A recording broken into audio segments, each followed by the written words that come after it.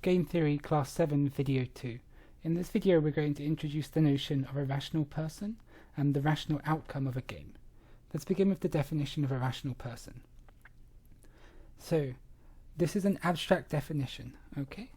A rational person is a person who always acts to maximize their own self-interest and is someone who is always perfectly logical and mathematical. So before I go any further, I want to just mention the name of this definition, this rational person. It's unfortunate because it has connotations in colloquial language. This definition isn't meant to pass any sort of moral or ethical judgment on what a rational person in the colloquial sense should be. This definition here is an incredibly selfish person, right? It's someone whose only interest is to maximize their self-interest. And I'm not saying that that's what a rational person colloquially is.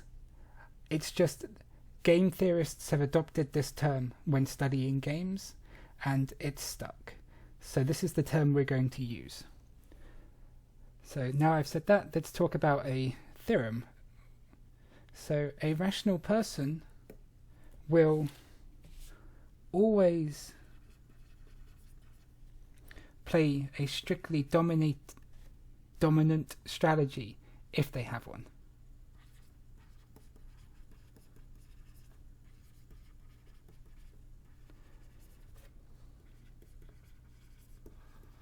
They will always play a strictly dominant strategy if they have one.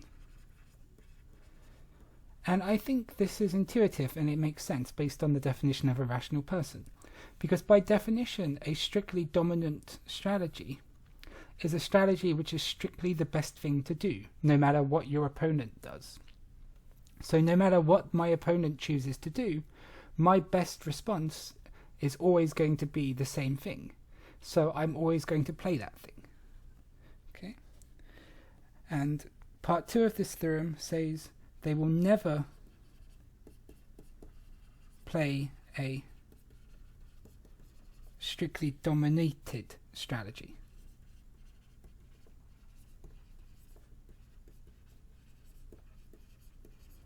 Okay? Because by definition, a strictly dominated strategy is a strategy which is always strictly worse than another option I have available to me. So why would I ever play this strategy which is always worse? No matter what my opponent does, a strictly dominated strategy is never going to be the best response. So I should never play it. So this is a theorem, and it tells you how a rational player, a rational person, would play with the definition of a rational person given above. So now let's talk about the rational outcome of a game. And it's very simple. So if player 1 has a strictly dominant strategy,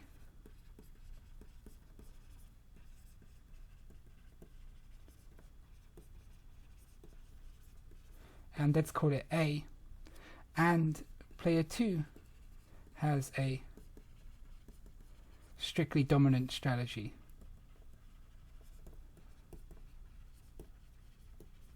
let's call it X, then the rational outcome is AX. Okay? Like if we're assuming that both players are rational, then we know that player 1 is going to play A, and we know that player 2 is going to play X. So the rational outcome is AX. And you can use this idea to work out the rational outcome of some games. Remember, not all games have strictly dominant strategies, but ones that do, you can use this to work out the rational outcome. So for example, if we look at this game right here, which is the Prisoner's Dilemma,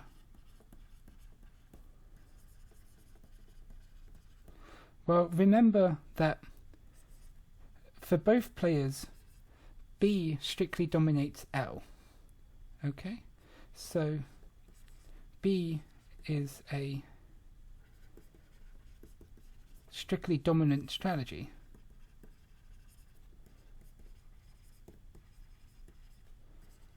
for both players, for player 1 and player 2. It's a symmetric game, right? There's only two strategies, so B only needs to beat L, and it does, so it's a strictly dominant strategy. So the rational outcome is B, B. That's the rational outcome of this game. And I think it's worth noting in this example, BB is not the best outcome, okay? Like, the rational outcome is not the best outcome. Okay, I mean, I still use parentheses when I'm talking, quotation marks when I'm talking about best, because I haven't defined what best means. But it's pretty clear in this example that the best outcome, well, LL is a better outcome than BB, right? LL is strictly better than BB, and yet the rational outcome is BB, betray. Yeah. So working with the definition of rational which I gave above, this abstract definition based on entire selfishness where you only act to maximize your own self-interest, the rational outcome of this game is not the best outcome. Okay, that's the end of this example and the end of this video.